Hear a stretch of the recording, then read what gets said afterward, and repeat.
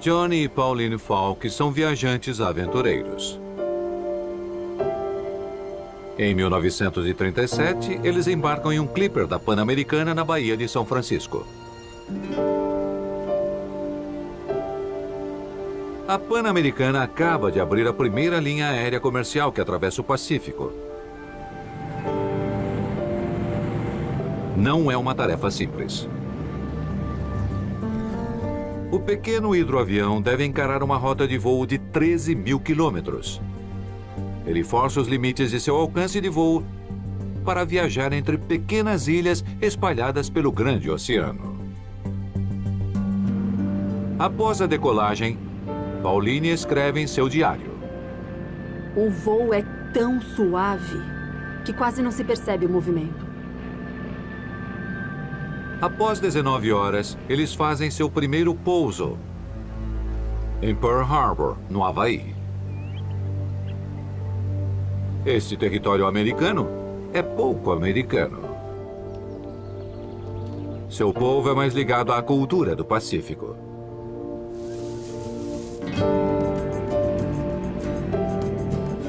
Próxima parada, Midway. Johnny filma uma cena paradisíaca numa ilha que em breve se tornará um inferno. Os albatrozes são lindos brincando nas dunas. Suas filmagens caseiras hoje nos arquivos do Smithsonian são algumas das primeiras imagens coloridas deste remoto posto avançado americano. Em seguida, eles chegam à ilha de Wake. Ela era desabitada até a Pan-Americana transformá-la em um ponto de parada de primeira classe.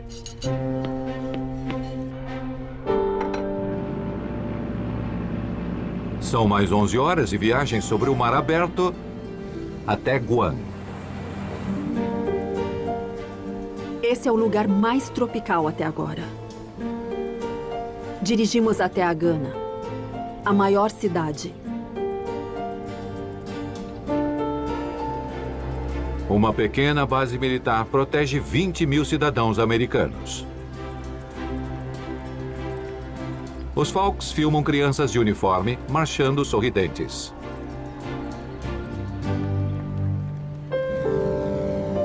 Em sua próxima parada, a estadia vai ser bem mais longa.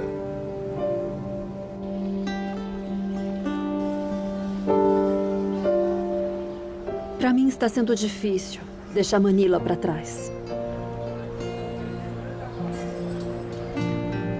As Filipinas estão sob o controle da América desde 1898. Elas são o mais distante território americano. E a fronteira desse jovem império, iluminada com neon.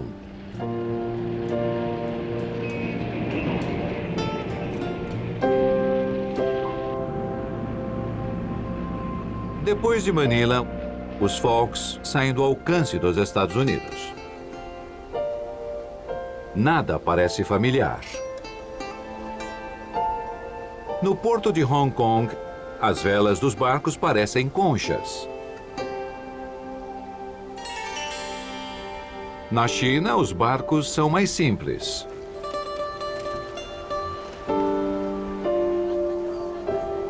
E o povo é fascinante. Finalmente, exatamente 2 meses após saírem de casa, eles chegam ao seu destino final: o Japão.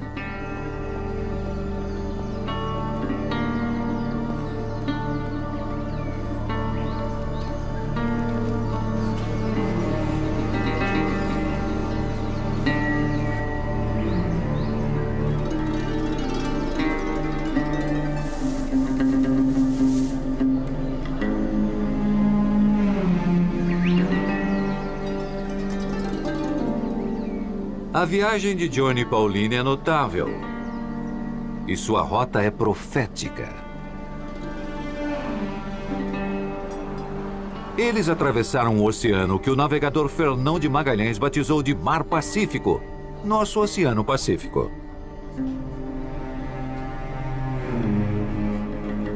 Mas as ondas da guerra logo vão apagar os passos dos Falks e substituir as cenas de paz por cenas de uma tragédia que, por enquanto, ninguém pode imaginar.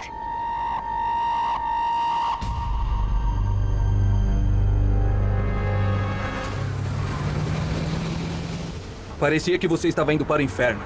E você estava. Meu coração estava batendo 1000 vezes por minuto. Eles não queriam ser capturados. Éramos nós ou eles. Vindo em nossa direção, havia um avião japonês voando baixo sobre a água. Meus olhos doíam do óleo. Mas pegamos uma corda e subimos a bordo. A praia era uma montanha. A gente não se via como heróis. Não é só que eu me lembro. É que eu nunca vou conseguir esquecer.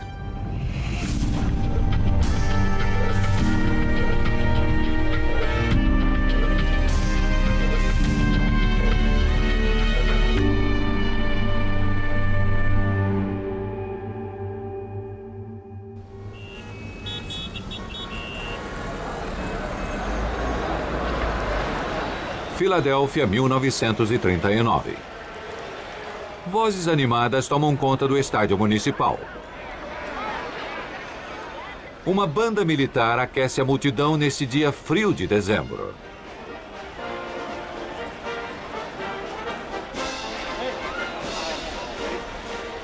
Em seguida, formações de soldados ocupam o campo.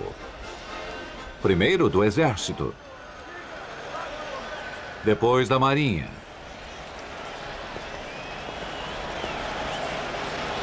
Quando o campo se esvazia, a batalha começa.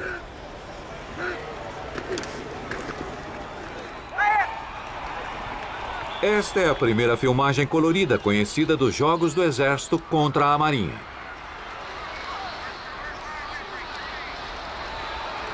O coronel Wilbur Duncan está filmando na arquibancada.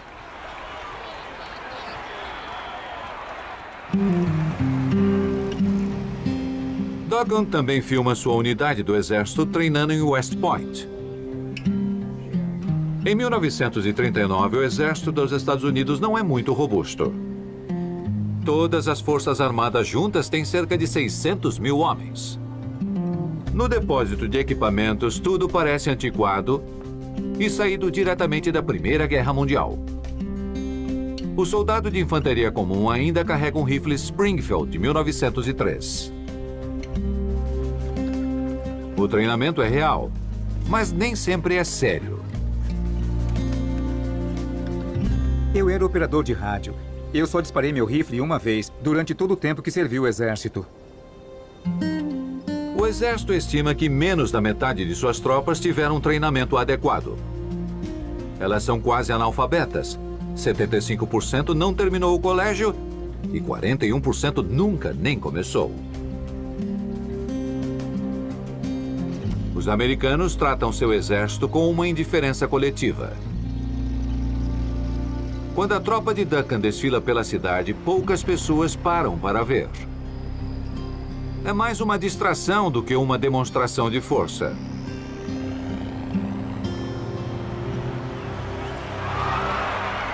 Duncan registra tudo em filmes coloridos, uma invenção recente feita para fãs do cinema caseiro e para cinegrafistas de combate. Eu carregava 2 câmeras manuais. Estávamos deitados na praia vendo aquilo. Caras voando em pedacinhos.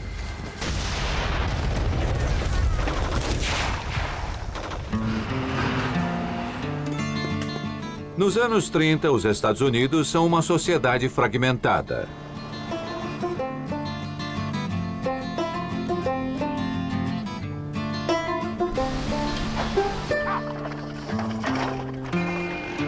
A única coisa que todos compartilham é a angústia da Grande Depressão.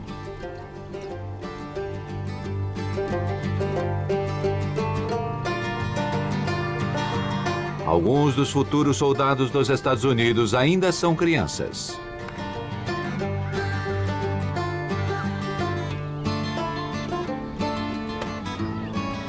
Armand Mafutio se esforça para ganhar alguns dólares a mais para sua família de imigrantes italianos. Eu acordava cedo e trabalhava na padaria. E depois da escola, voltava lá e ajudava a fazer o pão. Por alguns dólares, você ia para qualquer lugar. Você corria atrás. Michael Kurilla vai ao cinema para se informar sobre a guerra que já está assolando a Europa. O clima de guerra escurece a Europa. No cinema, eles passavam noticiários mostrando a frota e todos os navios de guerra enfileirados lá no oceano.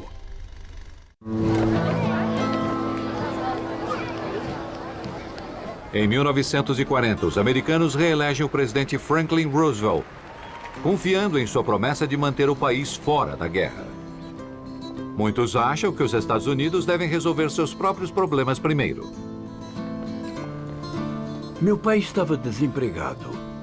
Muitas vezes não sabíamos como iríamos conseguir nossa próxima refeição. A maioria da população acha que entrar na guerra vai ser ruim para a economia. 2/3 dela acham que isso vai piorar a vida da próxima geração.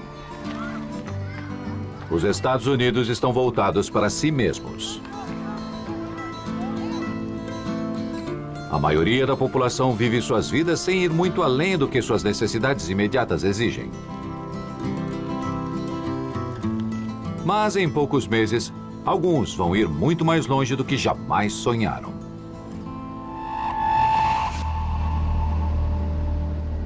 Nunca tínhamos viajado para lugar nenhum. Quando saímos de casa, vimos um mundo diferente.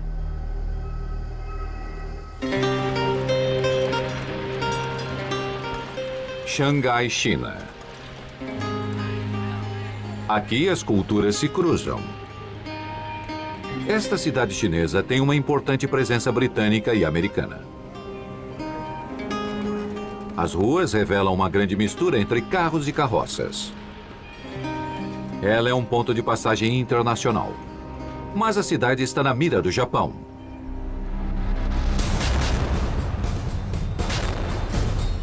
Em 1937, eles a invadem.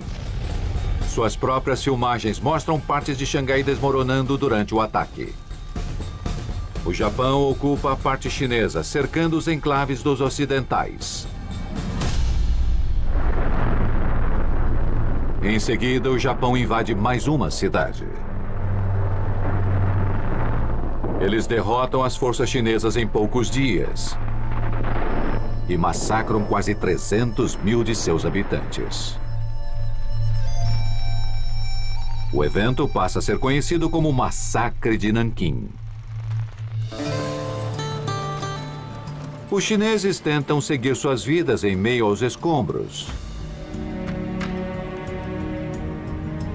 Mas a lembrança dos horrores continua viva.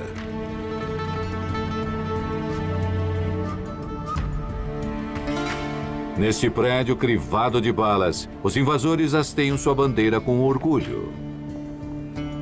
Os soldados japoneses sinalizam a presença de um novo império. Os Estados Unidos se perguntam se as ambições do Japão param por aqui, ou se estendem para seus próprios territórios na região. O sinal de alerta disparou em Manila. Nós começamos a perceber que a situação ia ficar complicada.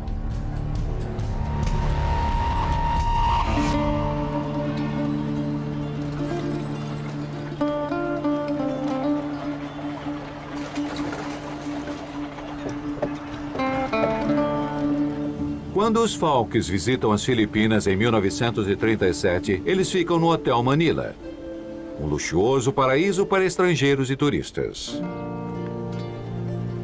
Enquanto Pauline aprecia a brisa quente que entra pela janela do hotel, uma outra família está morando na cobertura do mesmo prédio.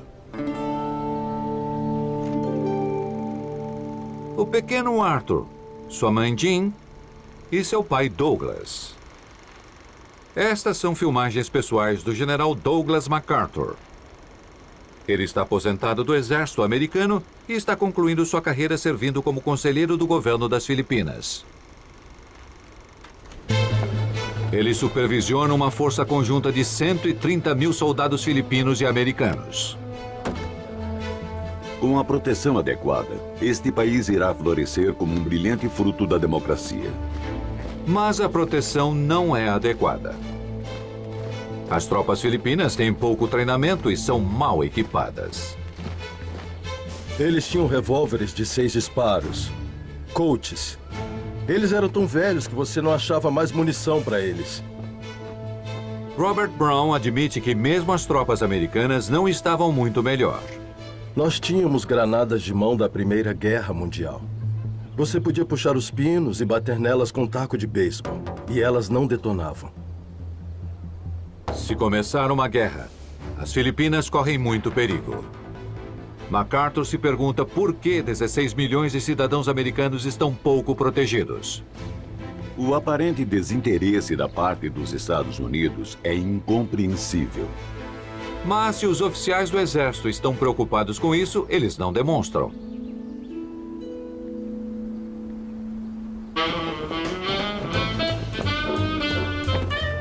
Em uma base no sul de Manila, os americanos montam um playground colonial.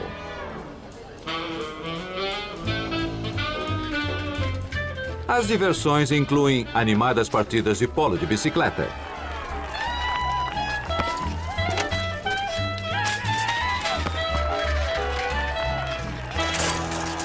e há algumas baixas. Servir nas Filipinas é quase como tirar férias tropicais. Mas em breve se tornará uma luta pela sobrevivência.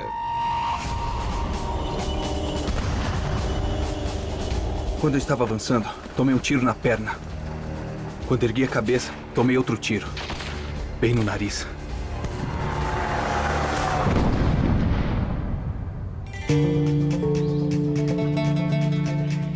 O epicentro do terremoto que se aproxima é o Japão. Essa nação, com mais de 2.000 anos de uma história gloriosa, passou a ressentir o aumento da influência ocidental na Ásia e a achar que estava destinada a conduzir o continente rumo ao futuro. Mas o Japão também foi atingido pela Grande Depressão. E muitos acham que a expansão territorial é o único jeito de sair dela. As pessoas estavam atrás de uma solução radical porque eram tempos difíceis e todos tinham uma visão idealizada da guerra.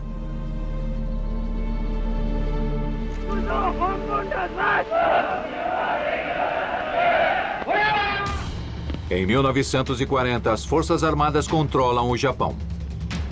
Eles contam com 1,5 milhão de soldados, mais do que o dobro das forças dos Estados Unidos. As tropas vêm de dentro do Japão.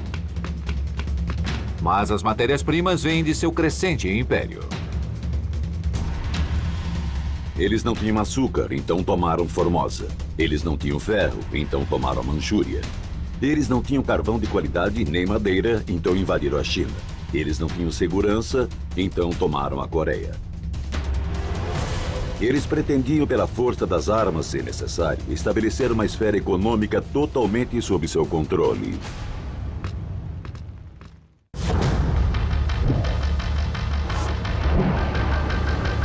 Por 4 anos, a paz esteve bem longe do nosso mundo.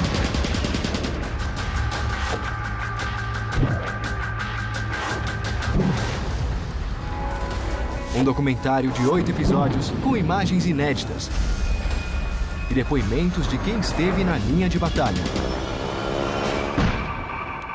Episódio inédito: A Guerra do Pacífico a cores. Nova série, quarta, às 9 da noite, no History 2. Muito mais história.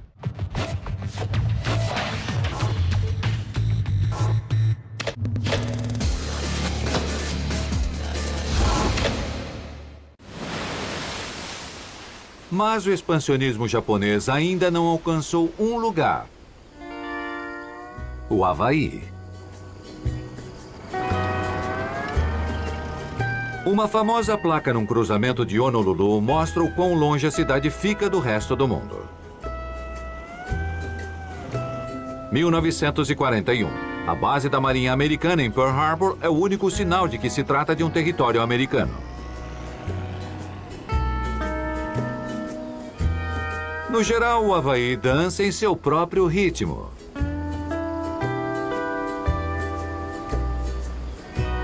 Estas são filmagens de antes da guerra, feitas por Francis Raymond Line, um cineasta viajante. Seu filme a cores se desenrola como uma propaganda turística perfeita. Nós vimos diversos arco-íris. Às vezes, 2 ao mesmo tempo. Nossa câmera se nutriu com cenas de colheita. E do gado sendo carregado com cordas e guindastes até os barcos na costa do Rancho dos Parker. O Havaí tem seu próprio jeito de fazer as coisas. Lá não é um lugar acostumado a convulsões culturais. As mudanças geralmente chegam de barco a remo.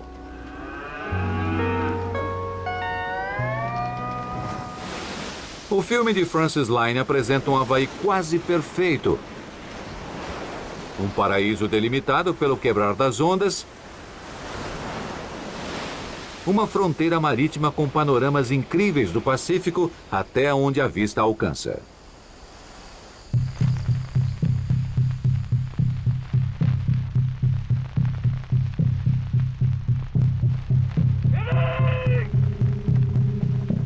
Para além do horizonte do Havaí, câmeras japonesas filmam uma frota cortando em segredo as águas do Pacífico. É 6 de dezembro de 1941. As Forças Armadas Americanas estão em alerta, mas não imaginam o que as aguarda. Neste mesmo dia, uma das tropas não tem granadas de mão com as quais praticar. Ao invés disso, eles arremessam ovos. Além disso, em 6 de dezembro, anúncios nos jornais pedem que os congressistas não envolvam os Estados Unidos na guerra em curso do outro lado do Atlântico. Mas é em outro oceano que as coisas estão prestes a explodir. O sol se põe em uma Pearl Harbor inocente e intocada pela última vez.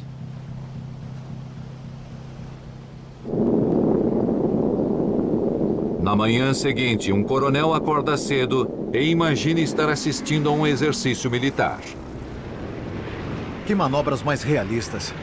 Por que será que os marines estão treinando com a marinha tão cedo em um domingo?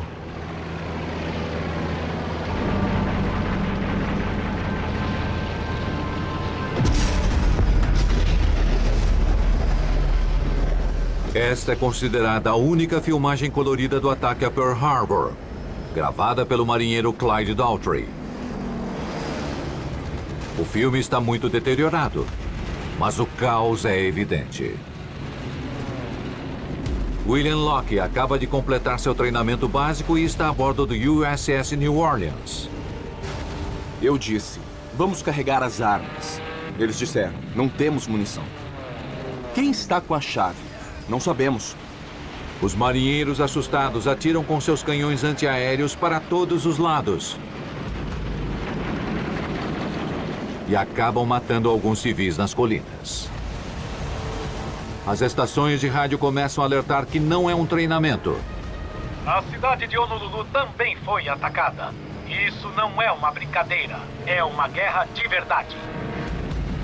O USS Oglala está quase afundando. Um dos marinheiros no convés é atingido no rosto pela metralhadora de um avião japonês. Outras tripulações estão em uma situação pior. O USS Shaw explode em uma bola de fogo.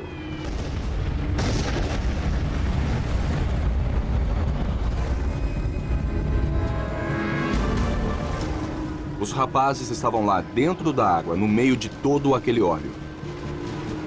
Eles subiam, tiravam o óleo do caminho, respiravam um pouco e mergulhavam de novo. Em 1 hora e 15 minutos, o Japão danifica ou afunda 19 navios e mata 2.400 pessoas.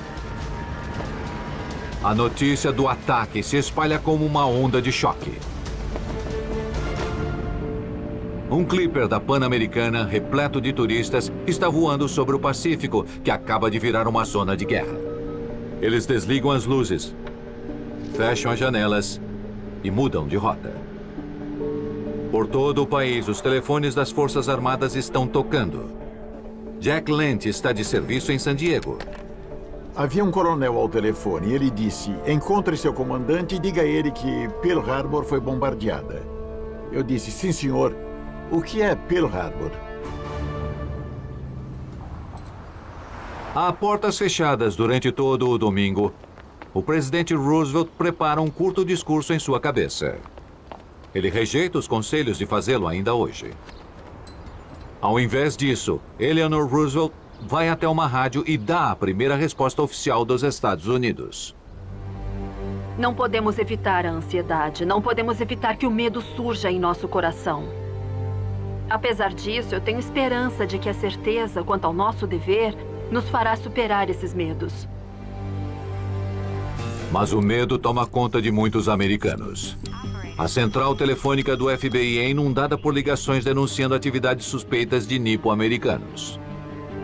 Na cidade de Nova York, donos de restaurantes japoneses pedem para seus clientes terminarem suas refeições. Depois, eles fecham suas portas e voltam para suas casas juntos para se protegerem. Em São Francisco, as pessoas denunciam tudo, desde estranhos aviões no céu a homens suspeitos dentro dos bondes. Sirenes tocam sem motivo aparente.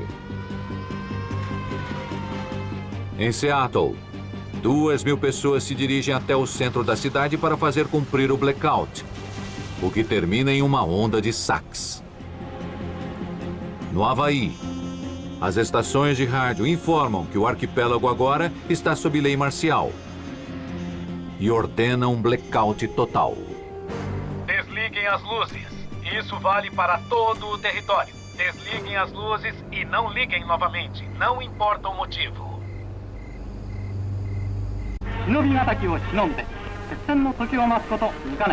Os Estados Unidos estão de joelhos e o Japão ainda não acabou.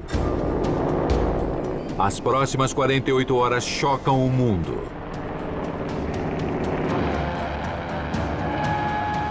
Poucas horas após atacar Pearl Harbor, os japoneses lançam um ataque surpresa contra a base americana na ilha Wake. Temendo uma invasão por terra, o capitão de um clipper da Pan-Americana coloca 70 civis dentro de seu avião. Muito acima do peso máximo, o avião finalmente decola da água na terceira tentativa. Em seguida, o Japão bombardeia a base militar americana em Guam, que os Falks tinham filmado poucos anos antes. Em 3 dias, eles capturam a ilha e fazem 20.000 cidadãos americanos de prisioneiros. Também no dia 7 de dezembro, o Japão invade as Ilhas Gilbert, uma colônia britânica. Elas também são tomadas em 3 dias. Forças japonesas retornando de Pearl Harbor bombardeiam a ilha de Midway. As baterias antiaéreas os expulsam, mas não antes da base americana ser bombardeada.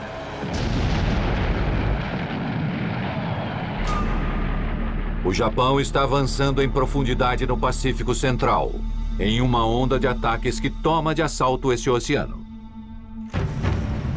Ao mesmo tempo, as filmagens japonesas registram mais ataques por toda a Ásia.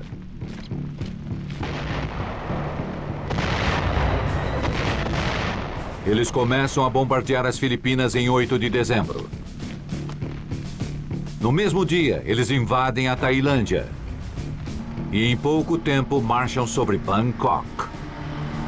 Eles atacam as colônias britânicas de Hong Kong e Singapura. E ocupam o resto de Xangai, invadindo os enclaves americanos e britânicos. Numa pequena base na China, uma companhia de marines dos Estados Unidos está isolada e completamente cercada pelos japoneses. Seus superiores ordenam que eles se entreguem sem lutar. O sargento Robert Smith marcha para a prisão, enquanto os vencedores trocam as bandeiras. Olha o que eles hastearam ali. Parece uma bunda vermelha. Antes que o mundo consiga reagir, o Japão abre caminho no Sudeste Asiático. Eles levam os ventos da guerra para o Pacífico.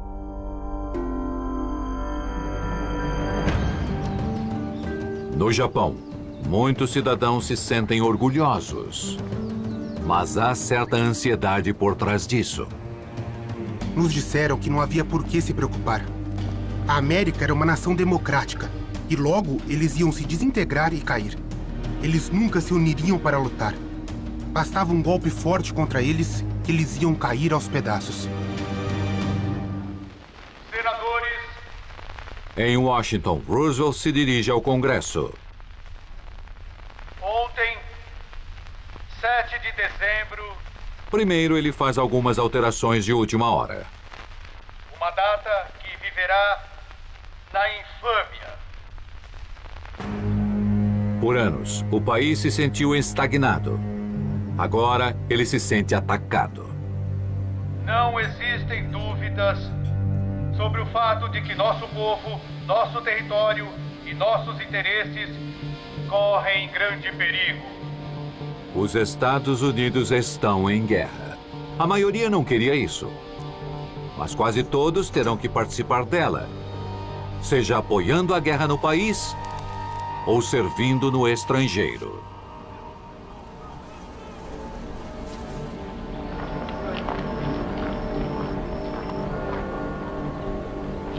Muitos universitários se alistaram naquele mesmo dia.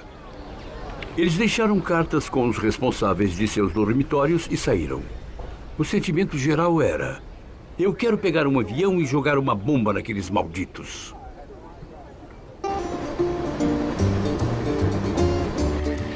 Aquela viagem até a Virgínia Ocidental para fazer o exame de saúde foi a primeira vez na vida em que saí de Ohio. Foi a viagem mais dura que eu já fiz na vida. Nós viajamos por uma estrada de cascalho por mais de 3.000 quilômetros. Parecia que as rodas eram quadradas. Meu exame deve ter durado uns 30 segundos.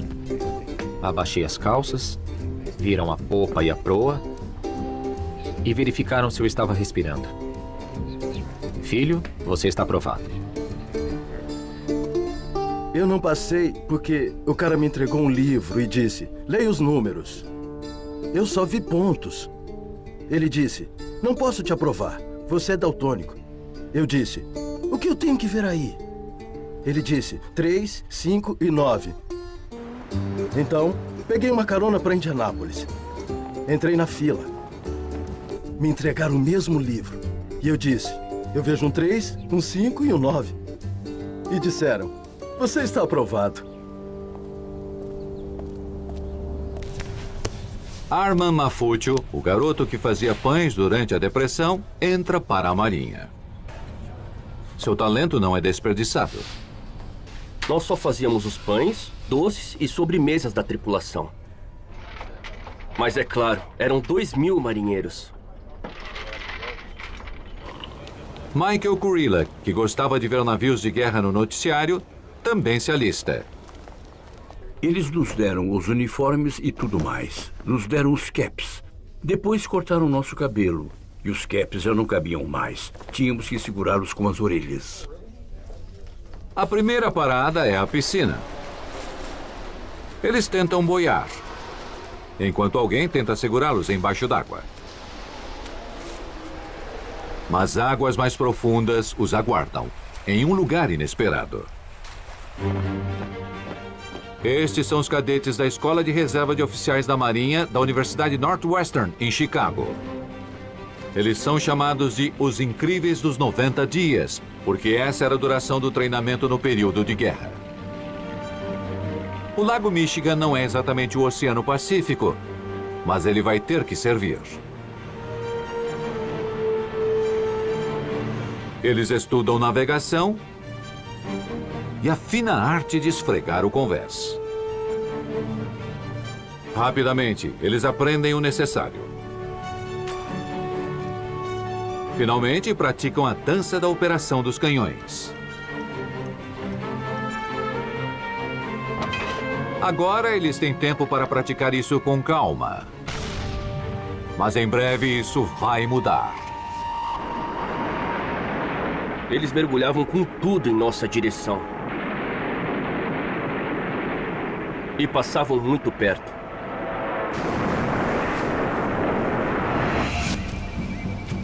O exército escolhe um local para o treinamento que pelo menos lembra um pouco o Pacífico, o pântano da Flórida.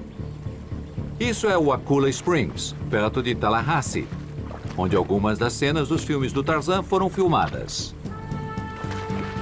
Agora o exército está filmando seus próprios recrutas enquanto eles tentam dominar um terreno que é mais comum na Nova Guiné do que na América do Norte. Os horrores de Pearl Harbor são incorporados em alguns treinamentos. Manobras em meio a cortinas de fumaça. Nadar ao redor de óleo em chamas. Não era isso que Thomas Bay esperava do exército. Eu escolhi o exército ao invés da marinha porque eu tenho medo da água. Eu não sabia nadar. Ninguém sabe ao certo como será lutar uma guerra do outro lado do oceano. Eles atravessam um rio fazendo uma ponte manual com seus rifles. Usam suas barracas e mastros para improvisar uma balsa de suprimentos. Treinam para se esconder do inimigo com mergulhos sincronizados.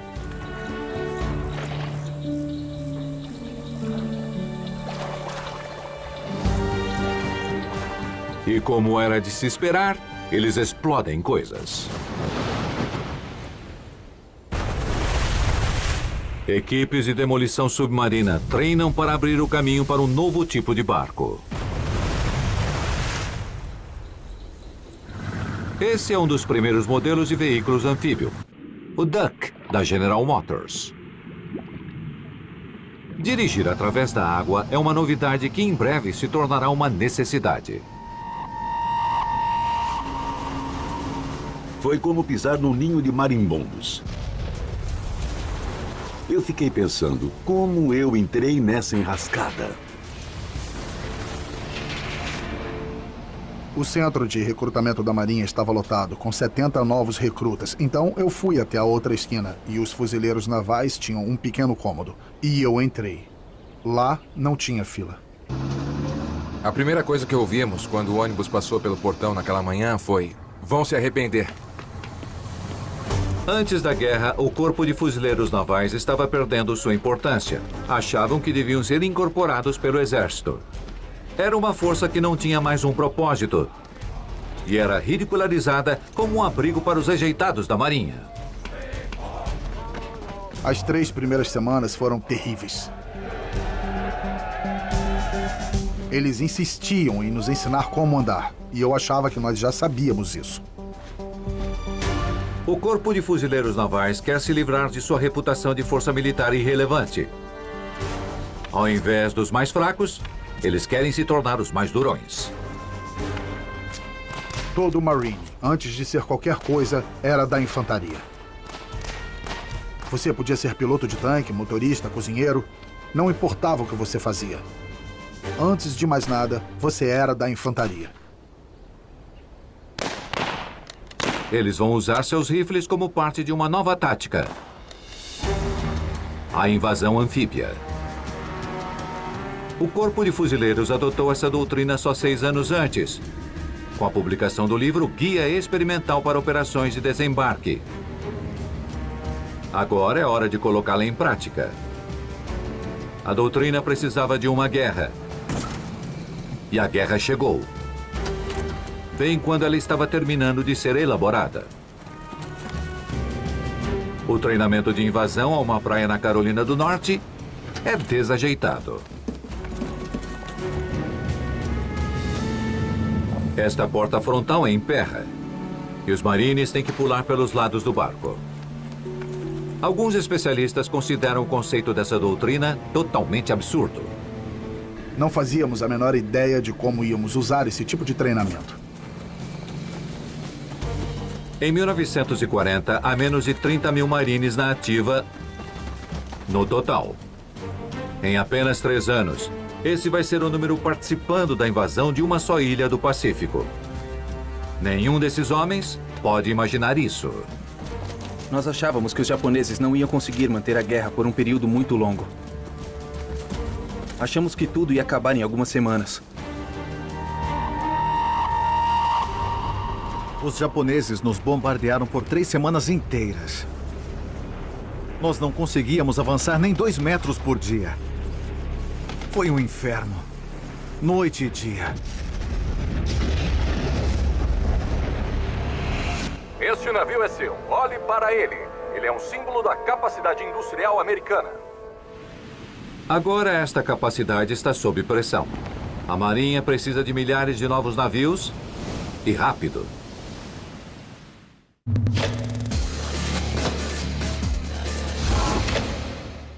O Kayak Explore me mostra todos os destinos que cabem no meu orçamento. Para viajar, eu confio no Kayak. O resto é por minha conta. Pesquise no Kayak.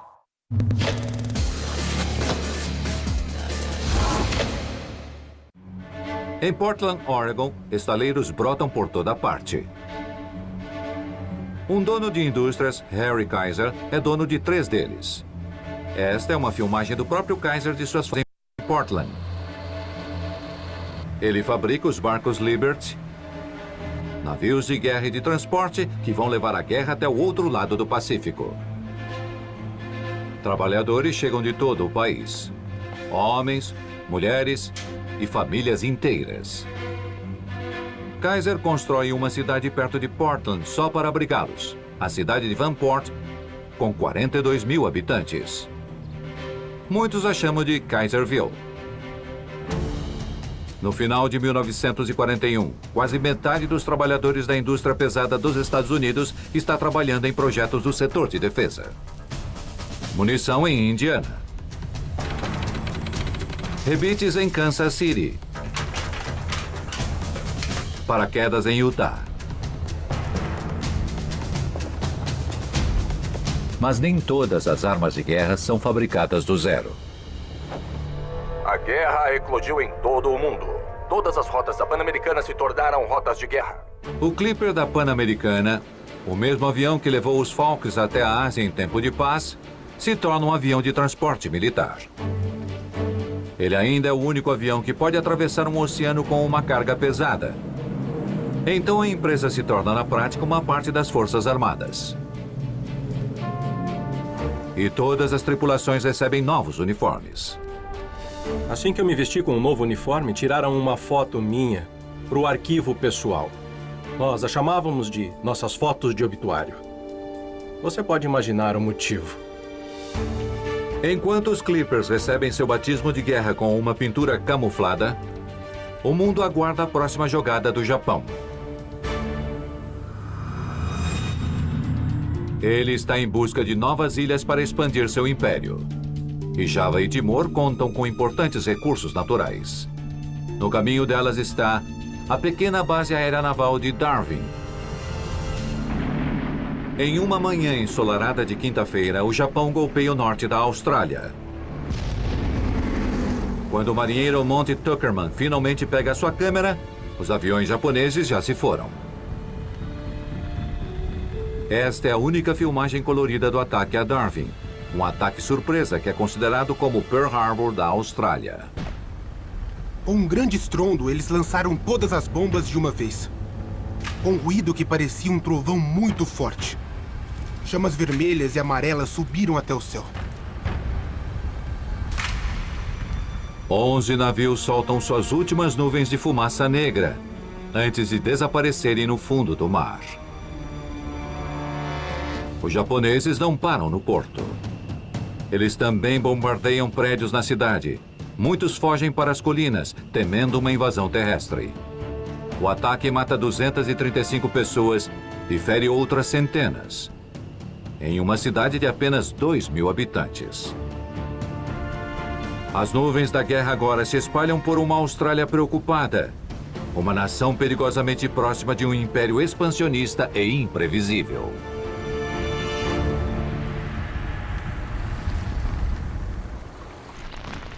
Os noticiários das Filipinas mostram a chegada de ondas de invasores japoneses e as tropas americanas em franca retirada. Eles deram uma lata para cada um de nós.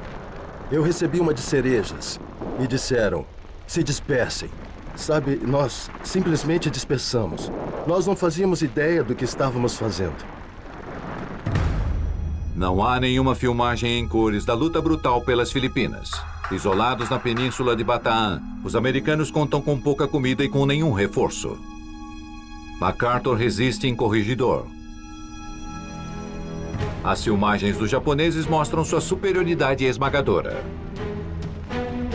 Em pouco tempo, eles estão comemorando em Manila. MacArthur e sua família fogem para a Austrália quando o Corregidor cai. Os americanos que continuam nas Filipinas não estão mais desfrutando de férias tropicais. Eles estão enfrentando seu pesadelo mais sombrio. Esses rapazes da filmagem agora estão mortos, passando fome ou presos. Isso é uma coisa que eu falei para minha mãe que nunca ia acontecer. Eu ia ficar atrás da linha de frente. Eu estava errado. Muito errado. O Japão lançou um feroz ataque em diversas frentes, tanto em terra como em mar, e em várias direções. E os Estados Unidos ainda estão finalizando seu organograma de guerra. Roosevelt põe o sudeste do Pacífico nas mãos do general MacArthur. E ele já está olhando para as Filipinas com vingança nos olhos.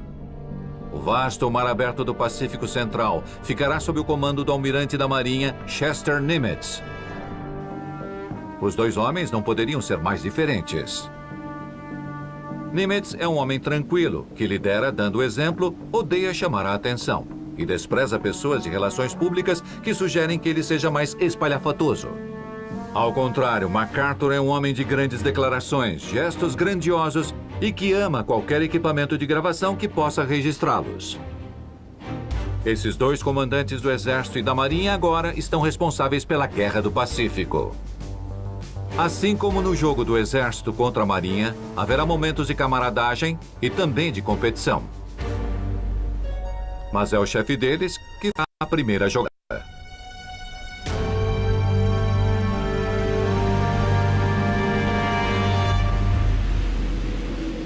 Em dezembro, o presidente Roosevelt dá uma ordem secreta logo após o ataque a Pearl Harbor. Ele ordena que se descubra como atacar o Japão. São precisos 4 meses para pensar em um plano. A distância é enorme. E a tecnologia é insuficiente. Mas o plano que eles elaboram é parte valentia, parte desespero. Navios atravessam o Pacífico em silêncio de rádio. Assim como os japoneses fizeram antes de seu primeiro ataque. Os porta-aviões americanos ainda não são muito avançados. Este aqui é para lançar aviões de reconhecimento com uma catapulta. Para bombardear o Japão, eles vão precisar lançar um avião maior deste deck. Um B-25. Isso nunca foi tentado. Nós nunca tínhamos decolado de um porta-aviões. Fiquei pensando, será que eu consigo sair de dentro desse avião se ele cair do convés de voo? O piloto de bombardeiro Herbie Machia resvala nas ondas e consegue decolar por um triz. Não há como voltar. O convés é pequeno demais para uma aterrissagem. 16 aviões partem para o Japão. Com mais coragem do que bom senso. Ele fica conhecido como o Ataque do Little, em homenagem ao coronel que o comanda. Não há nenhuma filmagem do ataque em si. Algumas das bombas atingem Tóquio, mas o dano é mínimo. A maioria dos aviões fazem aterrissagens de emergência na China. Se comparado a Pearl Harbor, é um ataque pequeno. Mas os Estados Unidos não se importam. Little e seus valentes homens tiraram a tranquilidade dos senhores da guerra japoneses. Vencer a Guerra do Pacífico vai exigir muito mais do que algumas bombas. Serão precisas armas ainda não inventadas, técnicas ainda não testadas e sangue ainda não derramado. Por enquanto, os combatentes continuam separados por um oceano. Mas em breve, a Guerra do Pacífico irá muito além de alguns ataques surpresas através do oceano. Logo, os adversários vão se chocar com violência e os jovens soldados vão se enfrentar cara a cara em combates brutais. Eu estava morrendo de medo, como se tivesse gelo nas veias. E eu só conseguia continuar andando porque o resto dos rapazes foi avançando. Eu fico feliz de pensar que eu vou morrer como um verdadeiro samurai. Agora eu me sinto como um guerreiro de verdade. O que está em jogo é muito claro. Vencer e controlar 1/3 do planeta, ou perder e desaparecer nos escombros.